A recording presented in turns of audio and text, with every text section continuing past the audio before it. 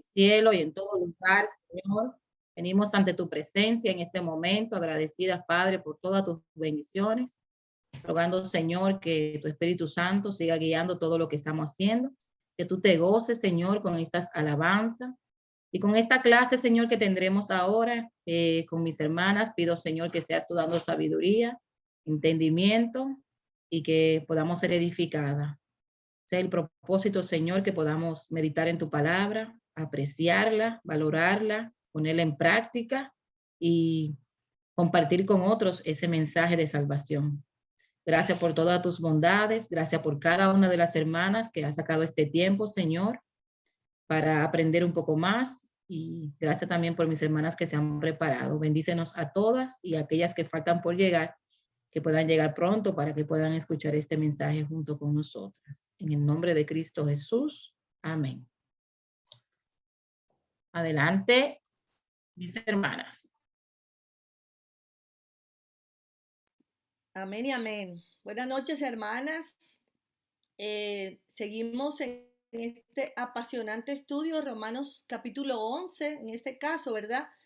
Y como nos decía nuestra hermanita Keila el viernes pasado, esta parte hasta Romanos 11 es un bloque del pensamiento y de lo que Pablo nos quiere transmitir. Ya a partir del 12 ya viene como el comportamiento del cristiano.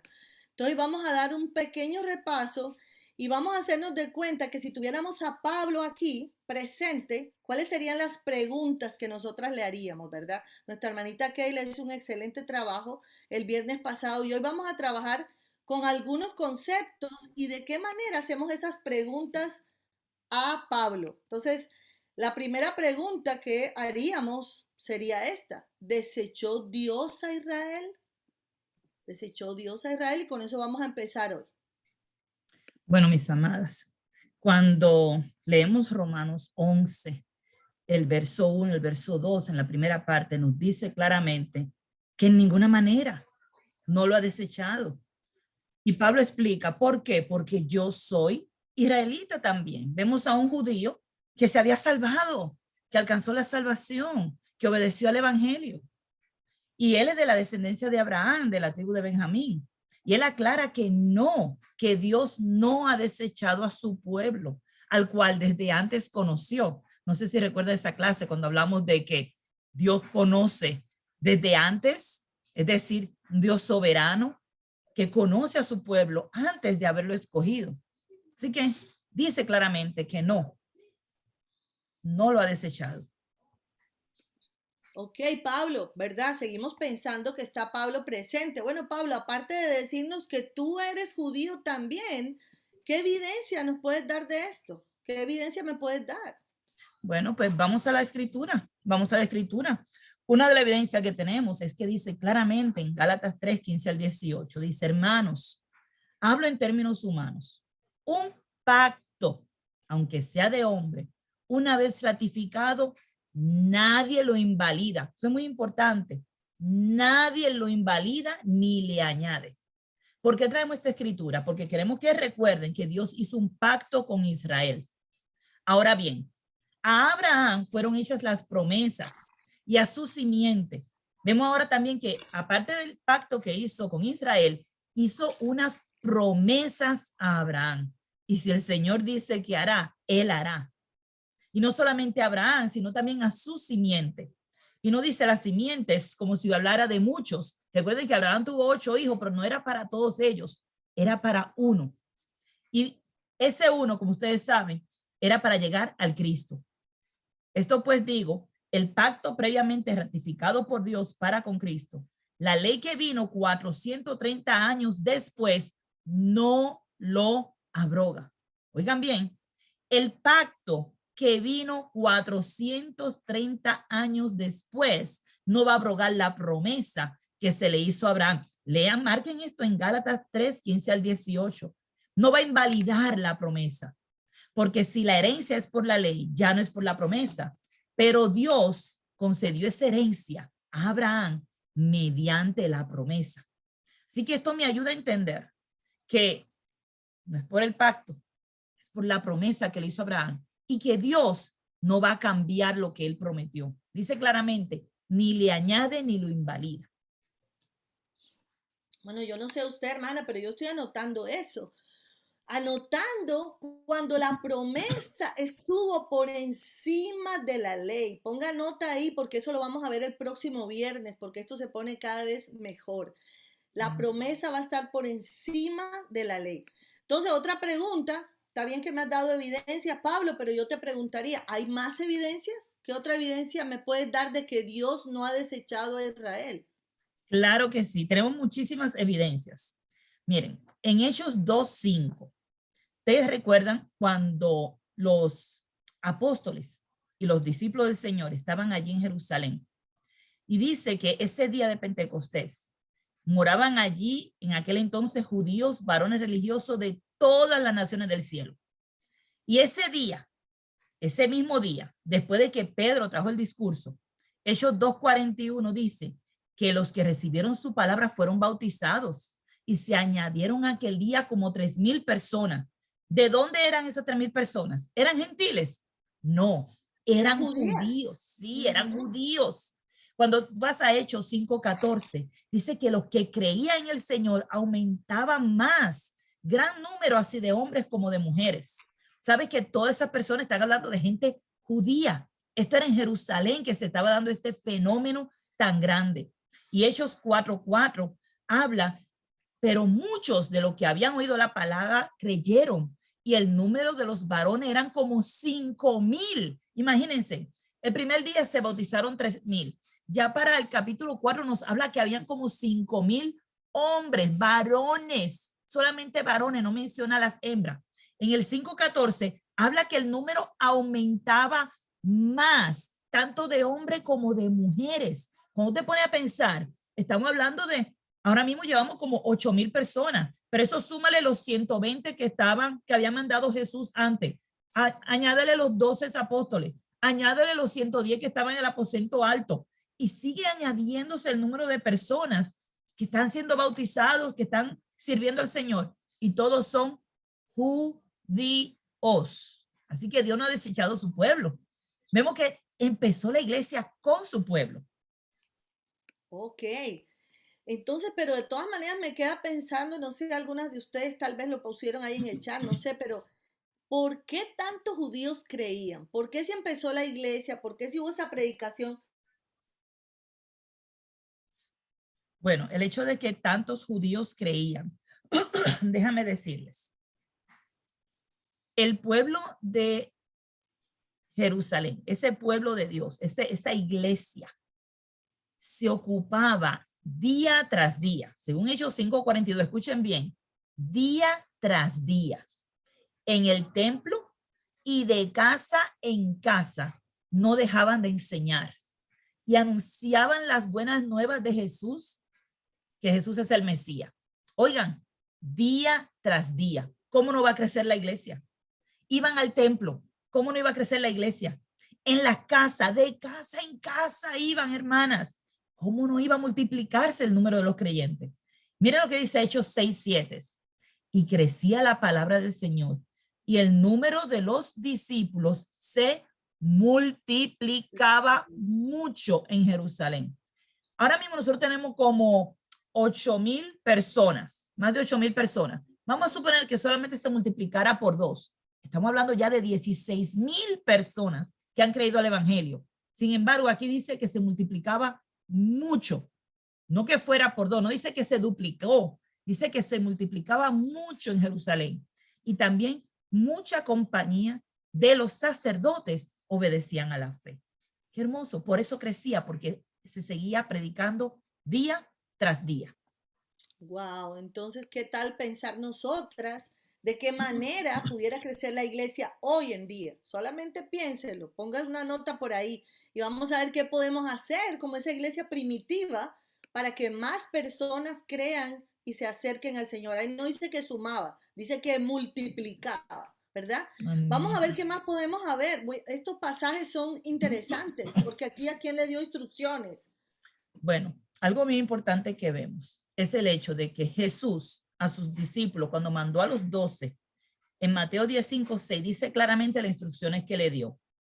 Dice, por camino de gentiles no vayas. Esto fue a los 12.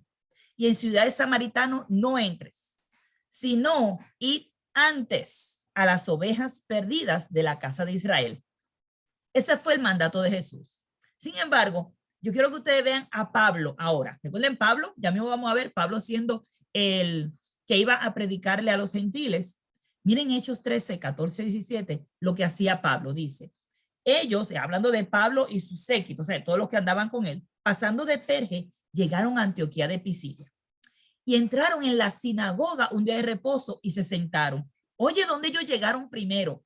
A cada ciudad que Pablo llegaba, primero iba a las ovejas perdidas de la casa de Israel. Era donde primero se predicaba el evangelio. Y después de la lectura de la ley de los profetas, los principales de sinagoga mandaron a decirle, varones hermanos, si tienen alguna palabra de exhortación para el pueblo, hablad. ¿Y qué iba a hacer Pablo? Entonces Pablo, levantándose, hizo señal de que hicieran silencio con la mano y le dijo, varones israelitas y los que teméis a Dios, oíd. El Dios de este pueblo de Israel escogió a nuestros padres y enalteció al pueblo, siendo yo extranjero en tierra de Egipto, y con brazo levantado lo sacó de ella. Y desde ahí empezó él a predicar el evangelio de Jesucristo. ¿Dónde, hermanas? En la sinagoga primero. Y así en cada ciudad que Pablo llegaba, primero iba a la sinagoga. Allí predicaba. Y cuando los judíos desechaban el mensaje de Jesucristo, entonces era que iban a los gentiles. Creo que Wanda se congeló, pero vamos a seguir aquí adelante un poco, hermanas, y qué Wanda, interesante. no, Pablo, porque... Pablo. Ah, si seguimos preguntándole a Pablo, ¿verdad? Si estuviera aquí presente, le diríamos, bueno, Pablo, pero tú, ¿por qué le andas predicando a la casa de Israel si a ti te mandaron a predicarle a los gentiles? Pero él hacía como Jesús había dicho, primero a las ovejas perdidas de Israel. No sé si Wanda...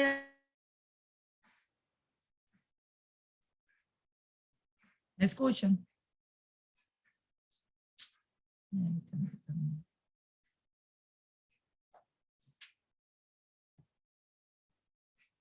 ¿Me escuchan, amadas?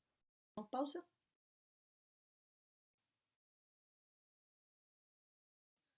Wanda, ¿ya volviste? Ok. Entonces, aquí estamos. Estamos en esta pregunta. La pregunta ¿es el remanente la iglesia? ¿Qué nos diría Pablo a nosotras? Les pregunto, le preguntaron a Pablo por qué él estaba predicándole a los gentiles. Sí le preguntaron. ¿Y qué él dijo? Todavía no ha contestado. Estamos por aquí apenas. Estamos aquí. Estamos aquí. Que hay un remanente escogido por gracia. Y la pregunta que surgió entre las hermanas, que son bien preguntonas, dijeron, ¿es el remanente la iglesia? Entonces no sabemos, estamos confundidas. ¿Qué es el remanente? Queremos saber. ¿Qué nos dice saber? Según la Biblia, no es la iglesia. ¿De quién él está hablando? Dale, vamos a leer otra vez esa escritura de Romano, a ver lo que él está diciendo. Él dice, así también aún en este tiempo ha quedado un remanente. No le está hablando a la iglesia, a nosotros los gentiles. Él está hablando a ese grupo de judíos. Recuerden que desde el capítulo del verso 1, él viene hablando de los judíos. Todavía él no ha mencionado a los gentiles. Así que él está hablando de ese remanente escogido de los judíos. Esos pocos que han creído, y decimos poco porque el pueblo de Israel es un pueblo grande, pero ¿qué versículos nos pueden ayudar con la palabra de Dios para ver quién era ese remanente escogido? Miren, en Hechos 4:4 que acabamos de leer, esos hombres y mujeres judíos que estaban creyendo el evangelio son ese remanente. ¿Por qué? Porque no creyeron todos. ¿Ven? Remanente quiere decir un poco, una porción. No creyeron todos. Cuando hablamos de que 5,000 personas creyeron, nosotros decimos, wow, ya quisiéramos nosotros tener 5,000 personas en la iglesia, ¿verdad? Eso sería un montón de gente. Pero ¿sabes qué? Esto era poco para el pueblo de Israel. Porque ellos estaban esperando el Mesías y no le creyeron. Hechos 2:41 lo dice claramente, que los que recibieron el mensaje fueron bautizados. Y aquel día se unieron a la iglesia unas 3,000 personas. Eso era un remanente de todas las personas del pueblo de Dios que Dios quería que creyeran y no creían al evangelio. Ese era el remanente. Entonces, Romanos 11:7, siguiendo, repasando un poco lo que nuestra hermana Keila nos estaba explicando muy bien, y si no estuvo en la clase pasada, investíguela, que estuvo muy buena, hablando del corazón endurecido y toda esa parte, ¿verdad? Pero aquí dice, ¿qué pues? Lo que buscaba Israel no lo ha alcanzado, pero los escogidos sí lo han alcanzado y los demás fueron endurecidos. Entonces, yo no sé usted, pero yo estoy pensando, bueno, ¿quiénes son esos llamados? ¿Quiénes son los escogidos?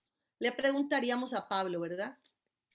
¿Se recuerdan ustedes que en el capítulo 8 estuvimos hablando de que Dios, siendo un Dios soberano, conociendo todas las cosas, dice que Él nos llama conforme a su propósito? Conforme a su propósito somos llamados. Dice que a los que antes conoció, siendo un Dios que conoce todas las cosas, también los predestinó para que fuesen conforme a la imagen de su Hijo. Ese era el plan antemano. Eso quiere decir predestinado. Fue un plan desde antes. Habla claramente, fue antes de la creación del mundo. Y dice que a los que eso que predestinó también los llamó. ¿Ve? Esos son los llamados. Y a los que llamó, pues entonces los justificó. Y a eso que justificó también los glorificó. Y eso lo entendimos bastante bien en la clase anterior, donde entendemos ahora que Dios llama y que Él es el que justifica y que Él nos glorifica. Ahora vamos a buscar un ejemplo para entender eso en nuestros días. ¿Ok? Ok. Aquí yo voy a preparar un equipo de baloncesto. Vamos a ver quiénes van a jugar baloncesto en mi equipo. Cuando yo diga tu nombre, yo te voy a llamar y tú me dices sí o no. ¿Ok? Yo te llamo, recuerden, yo te voy a llamar. Maribel, ¿tú quieres jugar baloncesto conmigo en el equipo? No, yo no sé jugar. Ok, pues Maribel no aceptó el llamado, pues yo no voy a escoger a Maribel para ser parte de mi equipo. ¿Ok? Maribel, si quieres, te puedes sentar a mirar, pero no eres parte del equipo. Si quieres, te puedes ir, pero no eres parte del equipo. Doris, ¿quieres jugar baloncesto conmigo? ¿Quieres ser parte de mi equipo? Yo sí. Ok, Doris, te voy a escoger entonces para que sea parte de mi equipo y vamos a ganarle y vamos a pelear con el equipo contrario. Ustedes saben que nuestra lucha no es contra carne ni sangre, sino contra potestades de maldad. Todo el mundo conoce contra quién vamos a jugar baloncesto, ¿verdad? Ok, perfecto. Ahora vemos a alguien que estoy escogiendo para parte de mi equipo porque me dijo que sí. Maribel, te quedaste fuera de mi equipo. Vamos a ver. Ay, no, Alex, no Alex, quiero. ¿quieres jugar baloncesto conmigo?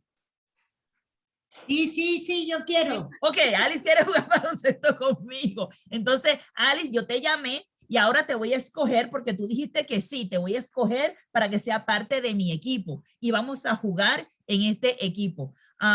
¿Quién más tengo por aquí? Vamos a ver. Entonces, Alex y Doris han sido llamadas y han sido escogidas, ¿verdad? Y ahora ellas dos son partes del equipo. Si tú te pones a mirar, tú no eres parte del equipo. Pero ¿sabes qué? Yo la voy a llamar a todas. Lenis, viene. Vamos a ver. Dígame sí o no. Lenis. Sí. ¿Sabe que hay personas que no van a querer venir porque tienen la pata rota? Hay personas que no quieren venir porque no saben jugar.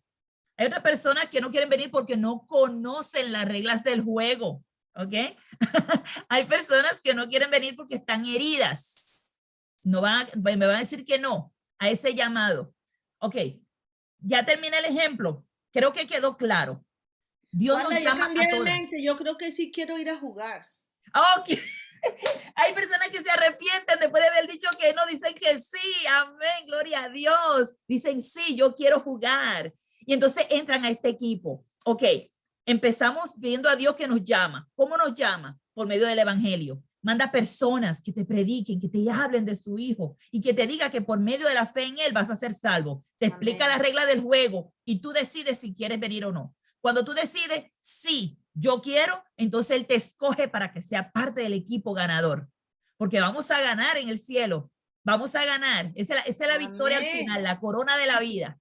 ¿Ok? Creo que se entiende bastante claro con ese ejemplo. Yo espero que sí. Vamos todas para ese equipo, mujeres. Amén. Bueno, vamos a seguir aquí con el versículo 6. Dice, y si por gracia ya no es por obras. De otra manera la gracia ya no es gracia. Y si por obras ya no es gracia. De otra manera la obra ya no es obra. Yo tengo que hacer preguntas para poder entender esto bien. Eso parece un trabalengua. Está muy enredadito, entonces vamos a hacer preguntas específicas. A ver, esta pregunta sería, bueno, al final decídeme, ¿es por gracia o es por obras? ¿Somos salvos por obras, por fe o por gracia? Le diría yo a Pablo. Bueno, yo entiendo que si miramos las escrituras, según Efesios 8, dice claramente que somos salvos por gracia. ¿Pero qué es eso? Efesios 2 también nos dice, somos salvos por gracia, por medio de la fe, y esto no es de nosotros, pues donde Dios, no por obra para que nadie se gloríe. Vamos a entender qué es obra y qué es gracia. Por ejemplo, si yo, ay, todo el mundo quiere venir a jugar, gloria a Dios. Ok, si yo por obra, la obra quiere decir que yo voy a hacer un trabajo y me van a pagar. Eso es lo que es una obra.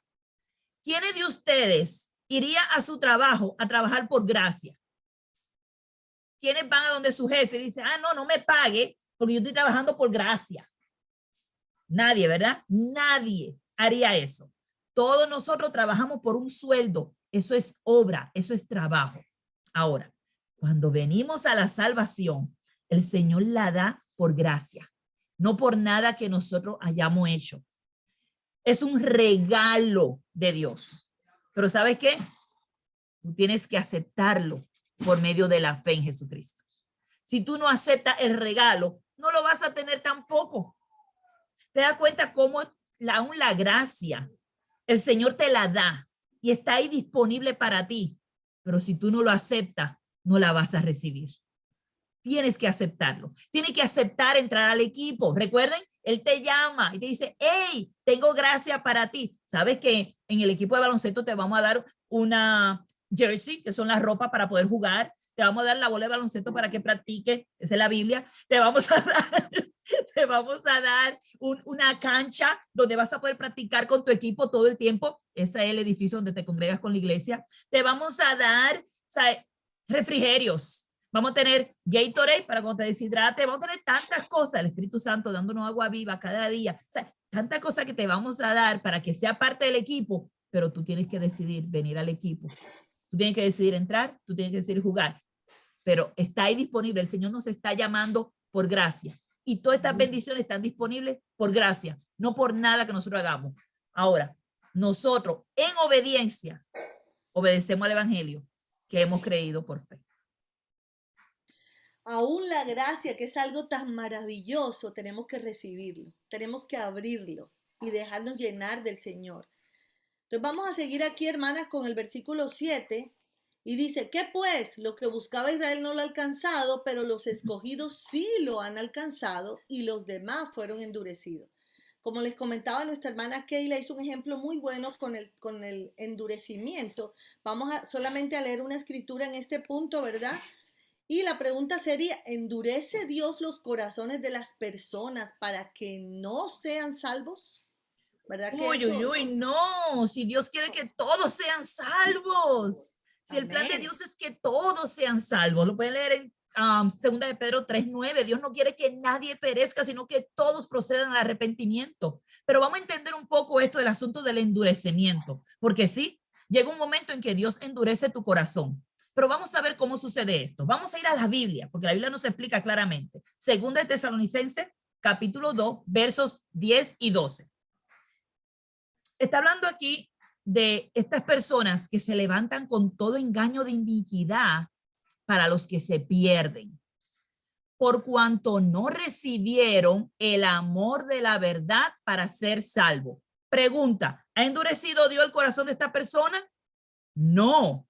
Este es el que dice, yo no quiero la verdad, yo no quiero entrar en ese equipo, yo no quiero jugar, yo no quiero ser parte del equipo ganador, yo no quiero jugar con ustedes. No recibieron el amor de la verdad para ser salvos. ¿Sabe que si entras a este equipo vas a ser salvo? ¿Sabe que si entras a este equipo vas a llegar a la vida eterna? Bueno, como no quisieron recibir, miren la palabra aquí, volvemos a la misma palabra, recibir. No recibieron el amor de la verdad. Por eso, oigan bien, porque ellos no quisieron recibir el amor de la verdad para ser salvos, entonces por eso Dios les envía un poder engañoso para que crean la mentira a fin de que sean condenados ¿Quiso Dios endurecer su corazón? No. No. Ellos desecharon, ellos no quisieron recibir la verdad. Entonces Dios le manda un poder engañoso. Dios le endurece el corazón para que entonces crean a la mentira y sean condenados y se pierdan. ¿Quiénes se van a perder? ¿Qué dice el verso aquí? Todos los que no creyeron a la verdad, sino que se complacieron en la injusticia. ¿Se dan cuenta? Entonces, no es Dios. Cuando tú rechazas a Dios, pues Dios te dice, pues está bien, piérdete. Es tu decisión. Tú escoge, tú decides.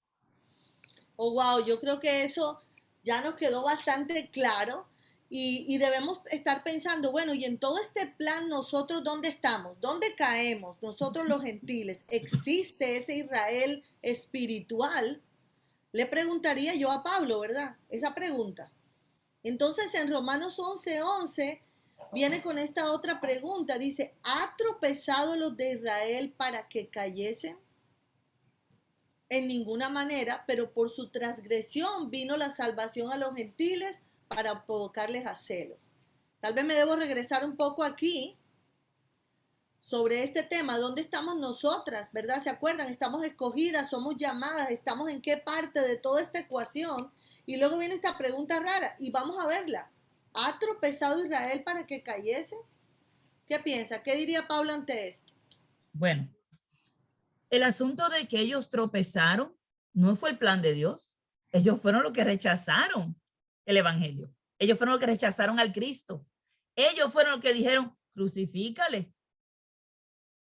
Ellos fueron los que rechazaron ese mensaje de salvación.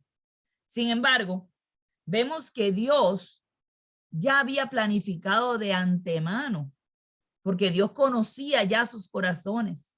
Ese Dios soberano. Recuerden que Dios no deja de ser soberano, no importa qué parte de la Biblia estés leyendo. Y vemos que ellos querían que el Cristo viniera físicamente. Dios tenía un plan espiritual para salvar a Israel, pero ellos no lo recibieron. Cuando vemos el mensaje para los gentiles, fue porque ellos rechazaron el mensaje.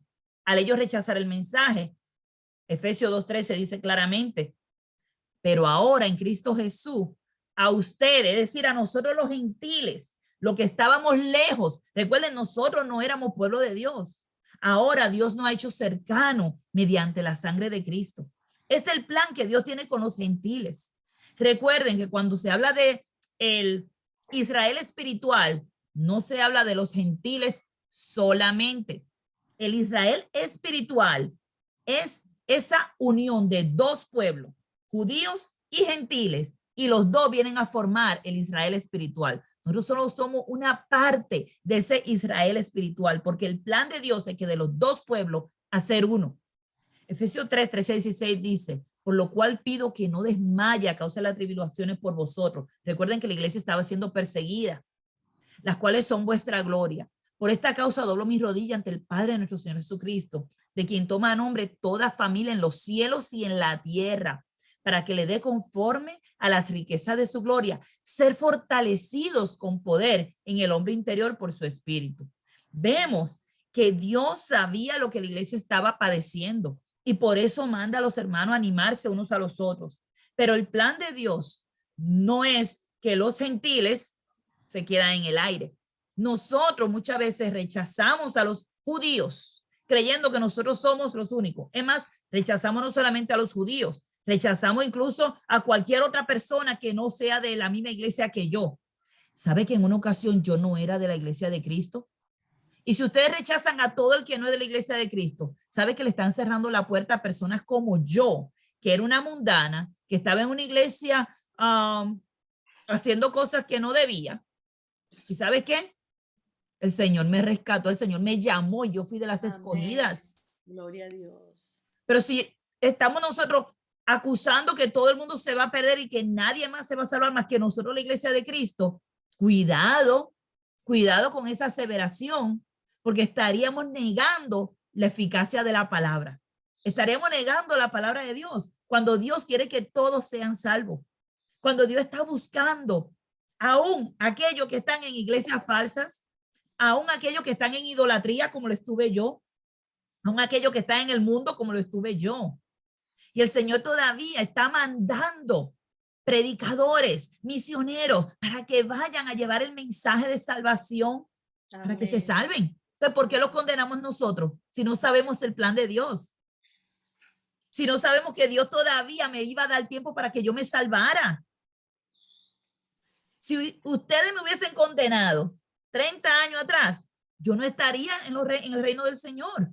Entonces tenemos que parar ese proceso de condenar a todas las demás iglesias y a todas las demás personas, porque nosotros no sabemos quiénes van a aceptar el llamado, como hizo Maribel, que se cambió y dijo, sí, yo quiero entrar para el equipo. Nos había dicho que no. Gracias a Dios por esa gracia tan maravillosa. Yo no sé ustedes, pero cada vez me siento más conmovida de que hemos sido llamados, estábamos lejos y hemos sido acercados mediante esa sangre de Cristo. Tómeselo personal, hermana, ¿dónde estabas y dónde estás? Solamente por esa palabra del Señor que te alcanzó. Entonces, vamos a seguir adelante. El versículo 11, 12, lo vamos a analizar. La próxima clase, pongo una nota ahí. Por ahí vamos a empezar el próximo viernes, no se lo pierda. Y vamos a continuar, hermanas, con el 13, que nos dice, porque a vosotros hablo, gentiles, por cuanto yo soy apóstol a los gentiles, honro mi ministerio, está diciendo Pablo. Entonces la pregunta para él decirle, bueno, Pablo, ¿y a ti quién te dijo que tú eras apóstol de los gentiles? Cuéntame, quiero saber porque no entiendo. ¿Qué nos diría él, verdad? Pablo dice en la misma escritura, ¿verdad? Que el Señor le dijo a Ananías, le dijo, ve, porque instrumento escogido me es este, para que lleve mi nombre en presencia de los gentiles. Ven que él no se nombró él solo apóstol. Recuerden, la palabra apóstol quiere decir enviado. Y Dios lo hizo apóstol para los gentiles. Dios lo iba a enviar para que fuera a los gentiles y para que predicara en frente de reyes y en frente de los hijos de Israel. Y aquí esto es bien importante. ¿Saben que cuando dice aquí que hable en la presencia de los gentiles y de reyes y de los hijos de Israel? Y Pablo predicó una sola vez en Jerusalén. Todas las demás veces él predicó en los países gentiles. Pero él iba a la casa de Israel a predicar primero, porque esa era la orden que Jesús había dado a sus discípulos. Y él sabía que no importa a qué lugar de Asia Menor o en Capadocia, en Galacia, en Filipo, donde fuera que él fuera. Él fue hasta Grecia a predicar y donde quiera que él iba, él tenía que ir primero a la casa de Israel. Iba a la sinagoga y allí predicaba primero, antes de predicarle a los gentiles. Así que vemos que Dios ya le estaba diciendo a dónde era que él iba a predicar antes de él salir, antes de haber siquiera ser escogido para, no había aceptado el plan todavía. Él cae del caballo, Ananías lo lleva a su casa, los ojos lo tiene cegados, no puede ver. Ananías le empieza a predicar y Pablo dice que le cayeron las escamas de los ojos y en el momento empezó a predicar. Oye, empezó a predicar la palabra. Qué hermoso. Así fue como él se hizo predicador de los gentiles, porque Dios lo hizo predicador de los gentiles, el mismo Jesucristo. Exactamente. Entonces, volvemos al tema que leímos en el versículo 11, ¿verdad? Que eso nos quedó ahí como en la mente, que se ha tropezado los de Israel para que cayesen. Y el versículo 14 dice, por si en alguna manera pueda provocar a celos a los de mi sangre y hacer salvos a unos de ellos. Hacer salvos a algunos de ellos. Vemos el corazón de Pablo, ¿verdad? Entonces la pregunta, ¿por qué Dios provocaría celos a Israel? Esa sería una pregunta que yo haría. ¿Por qué Dios va a hacer eso? Interesante, porque vemos que en el verso 11 y el verso 14, Pablo vuelve a repetir esto de que provocó Dios a celo a Israel. Y sí los provocó a celos. Y la razón está en Deuteronomio. ¿Por qué lo hizo? Deuteronomio 32, 21. Dice el Señor, ellos me provocaron a celos, me movieron a celos con lo que no es Dios. Cuando el pueblo de Israel estaba con otros dioses, con dioses falsos, dejó al Dios verdadero para seguir ídolos. Dice, me provocaron a ira con sus ídolos. Entonces dice, yo también los moveré a celos. Con un pueblo que no es pueblo, los provocaré a ira con una nación insensata. Está hablando de los gentiles, hermanas. Aún allá, hablando durante el tiempo en que estaba Israel todavía caminando en el desierto, ¿ok? Allá fue donde ellos empezaron a adorar el becerro de oro mientras estaba Dios hablando con Moisés. Y ahí dice Dios, me movieron a celos. Si yo soy su Dios que los saqué de Egipto, y ellos estaban diciendo que la vaca los sacó de Egipto. No. Un becerro de oro. Ese celo de Dios dice que esa ira lo llenó de ira. Y entonces, por eso Dios prometió, porque lo que Dios dice que hace, lo va a hacer. Gloria a Dios por su palabra. Y por eso él dijo que él ya había dicho, los voy a mover a celo porque ellos me movieron a celo a mí. Wow, eso está tremendo. Y pensando en ese momento, ¿verdad? Ahí está Moisés en la presencia del Señor, que se le transforma hasta el pelo, se le pone luminosa su rostro y acá abajo están bailando con ese becerro. Y lo que reciben ellos es una lista de lo que deben hacer y lo que no deben hacer. Entonces, tal vez usted, hermana, pregúntate hoy, ¿qué relación quiero con Dios? ¿Quiero una lista de lo que sí y lo que no? ¿O quiero permanecer en su presencia, cercano a Él para ser transformada por Él? Vamos a pensar en eso y vamos a continuar aquí. Y miren, esta parte es tremenda. Esta parte yo no sé, pero me emociona muchísimo hasta el punto que me hizo llorar. Y voy a leerla y luego le voy a pedir, como si le preguntase a Pablo, que nos las descifre, ¿verdad? Dice, si las primicias son santas, también lo es la masa restante. Si la raíz es santa, también son las ramas. Pero si algunas de las ramas fueron desgajadas y tú, siendo olivo silvestre, has sido injertado en lugar de ellas, has sido hecho participante de la raíz, has sido participante de la rica savia del olivo, no te jactes contra las ramas. Y si te jactas, sabe que no sustentas tú a la raíz, sino a la raíz a ti. Pues las ramas dirás, fueron desgajadas para que yo fuese injertado. Pero si por su incredulidad fueron desgajadas y tú por la fe estás en pie, no te ensoberbezcas, sino teme. No nos ensoberbezcamos, hermanas, sino temamos a Dios. Porque si Dios no perdonó a las ramas naturales, a ti tampoco te perdonará. Mira pues la bondad y la severidad de Dios. La severidad ciertamente con los que cayeron, pero la bondad para contigo. Si permaneces en esa bondad, de otra manera tú también serás cortado. Y aun ellos, si no permanecieron en la incredulidad, serán injertados. Y miren esto tan impresionante. Pues poderoso es Dios para volverlos a injertar. Aquí sí que hay bastantes preguntas, ¿verdad? Y así como ustedes las tienen en la mente, las estamos escribiendo aquí. O me faltó un versículo. Vamos a leer el versículo 24. Porque si tú fuiste cortado del que por naturaleza es olivo silvestre y contra la naturaleza fuiste injertado en el buen olivo, ¿cuánto más estos, que son las ramas naturales, serán injertados en su propio olivo? Entonces, hermanas, vamos a hacer todas estas preguntas y de verdad meditemos, hermanas, porque aquí viene algo muy fuerte para nuestro corazón y parece llamado que el Señor nos hace esta noche. ¿Quién es ese árbol? ¿Quiénes son las ramas? ¿Cuáles son las ramas que fueron cortadas o desgajadas? ¿Y quién es ese olivo silvestre? ¿Cuáles son las ramas naturales?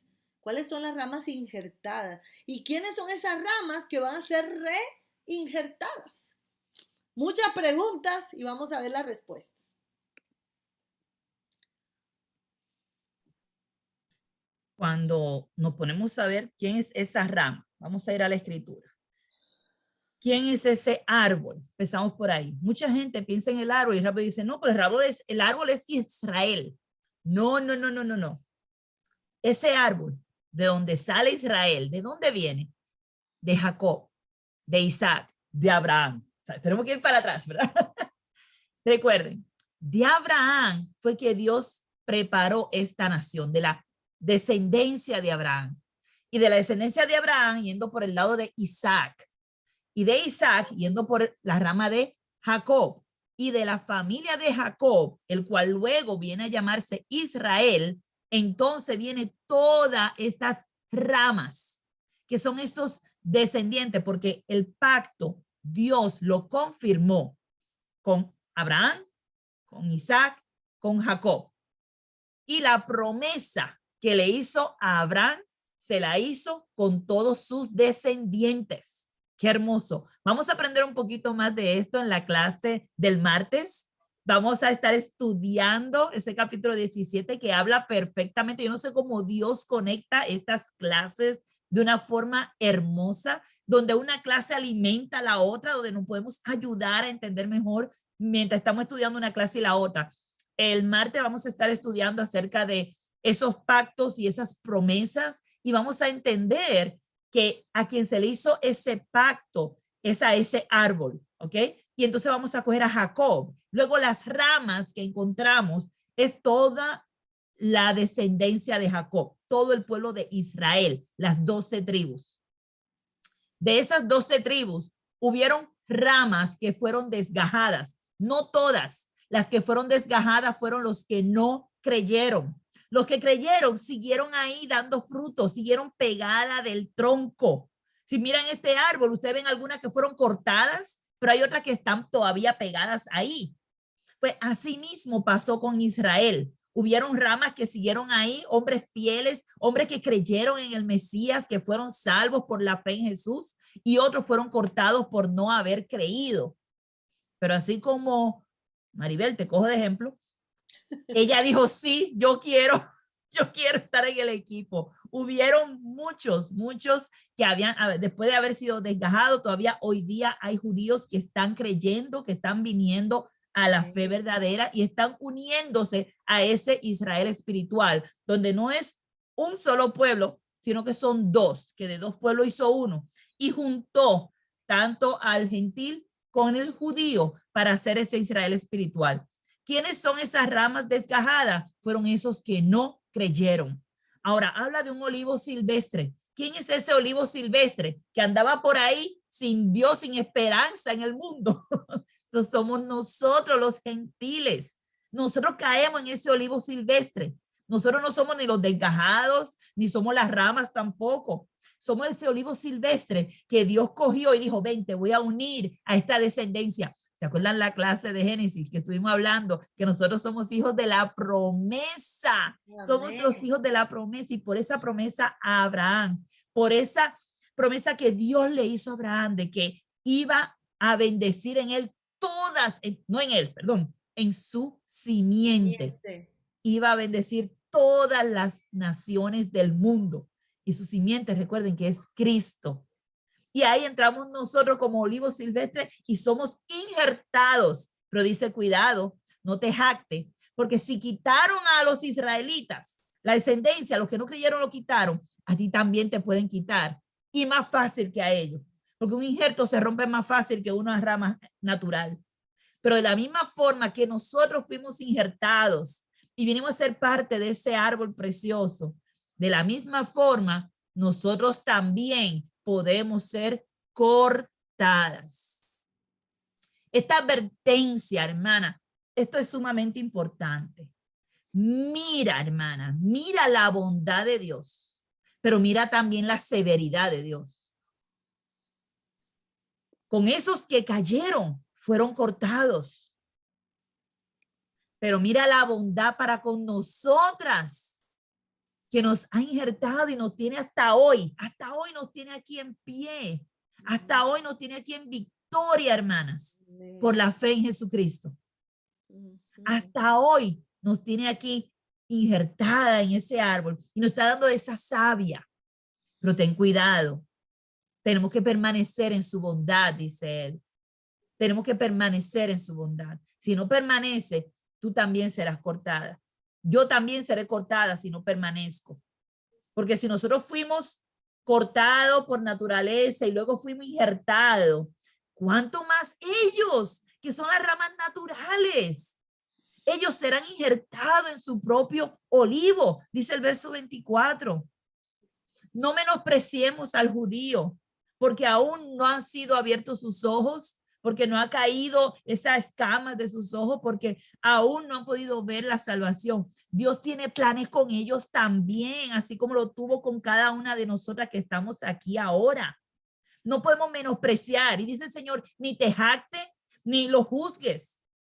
No te creas, oh, yo soy mejor que los judíos porque mira, yo creí en el evangelio y ellos no han creído. Tú no sabes los planes que Dios tiene con ellos y de eso vamos a hablar la próxima semana en la próxima clase. Vamos a estar hablando de esos planes preciosos que Dios tiene con el pueblo de Israel.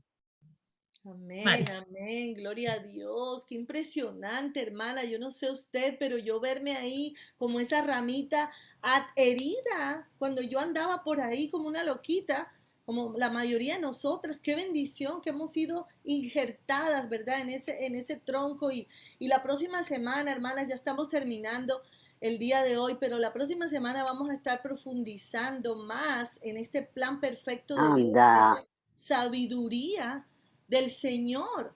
Como dice Romanos 11 del 33 al 36, y se lo voy a cantar ahorita, y dice así: profundidad de las riquezas, de la sabiduría y del conocimiento de Dios. Cuán insondables son tus juicios e inescrutables tus caminos. Porque ¿quién entendió la mente del Señor? ¿Y quién fue su consejero? Porque ¿quién entendió la mente del Señor? ¿O quién fue su consejero? Profundidad de las riquezas, de la sabiduría y del conocimiento de Dios. Cuán insondables son sus juicios e inescrutables sus caminos. Porque de Él, por Él y para Él son todas las cosas. A Él sea la gloria por los siglos. Amén. Amén y amén, hermanas. Y esto es un pensamiento para que lo tengamos en nuestro corazón otra vez. Nosotras, tú, tómatelo personal. Tú siendo olivo silvestre, has sido injertada en lugar de ella, has sido participante de la raíz, de la savia del olivo. No te jactes contra las ramas. Y si te jactas, sabe que no serás tú sustentada con la raíz. No nos jactemos, mantengamos una humildad y un agradecimiento constante de esa gracia que no merecemos, hermanas. Vamos a dejarlas con una alabanza y una oración y sigamos, hermanas, pegadas a su palabra, alimentándonos día a día, compartiendo de Él, porque el Señor todavía no regresa y hay mucho trabajito por ahí que hacer. Somos llamadas a eso, por esa gracia maravillosa que hemos recibido del Señor. Mi alma estaba rota y herida, pero tu gracia la restauró. Manos vacías que tú llenaste, soy libre en ti, soy libre en ti. Sublime gracia del Señor, que a un pecador salvó. Fui ciega, mas hoy veo yo, perdida y Él me halló. Gracias, Dios. Ahora puedo ver, o puedo ver sus ojos de amor. Quebrantado fue Él para darnos su salvación. Tú no me juzgas por mis fracasos, tú me aceptas tal como soy. Toma mi vida como vasija para mostrar tu gloria en mí. Sublime gracia del Señor, que a un pecador salvó. Fui ciega, mas hoy veo yo, perdida, y Él me halló, y ahora puedo ver. Hoy puedo ver tus ojos de amor, quebrantado fue para darnos su salvación. Gracias, Señor, por esa gracia inmerecida y por esa salvación maravillosa. Vamos a orar, hermanas. Amén, amén. Amantísimo Padre Celestial, alabado sea tu santo nombre. Gracias, Señor, porque tu palabra nos guía, nos edifica, nos ayuda a entender, Señor, tu mensaje. Perdona, Señor, si en algún momento no hemos entendido algo, lo hemos enseñado mal. Entendemos, Señor, la importancia de hablar tu palabra correctamente y que seamos guiados por tu Santo Espíritu y no por nuestras propias opiniones. Gracias, Señor, por este tiempo en que hemos podido estudiar juntas. Gracias, Señor, porque ha sido un tiempo hermoso, Maribel y yo estudiando juntas esta clase. Animamos a otras hermanas que también se animen a estudiar juntas la palabra de Dios y que al final, Señor, tú seas glorificado y tu iglesia, Padre Santo, sea edificada, que sigamos creciendo en amor, ayudándonos mutuamente hasta que todas juntas alcancemos, Señor, la estatura de Cristo, un varón perfecto, que podamos vivir, Señor, en santidad, agradándote en todo, y que todo lo que hagamos, Señor, sea para honrarte, alabarte y glorificarte. Te amamos, Señor, te adoramos y oramos a ti en el nombre de Jesucristo, tu Hijo amado, que vive y reina por los siglos de los siglos. Amén. Amén y amén. Amén, amén. Amén. Gloria a Dios.